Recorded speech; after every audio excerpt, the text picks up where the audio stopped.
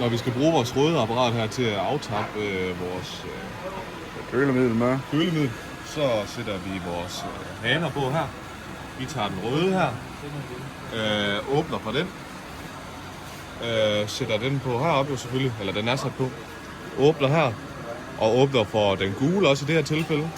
Og så sætter vi den gule på herover. Åbner for hanen, og åbner her på den runde. Så går vi herover, og så har vi sat den slange på her, som går ned på der. Og hvis den slange, den ikke er helt... hvis den lige kommer fra noget andet maskine eller et eller andet, så skal man lige suge vakuum i den her slange inden. Så åbner vi jo selvfølgelig for den røde hane her. Og vi åbner hernede for vores vapor, fordi at nu står den op, at man kunne også have sat den på den røde, men så skulle vi lige vende flasken 180 grader, så den stod på hovedet. Og så åbner vi for kuglehanen, og så holder vi øje med vægten, hvor meget der kommer i. Og tænder for maskinen her, når det hele er åbnet op.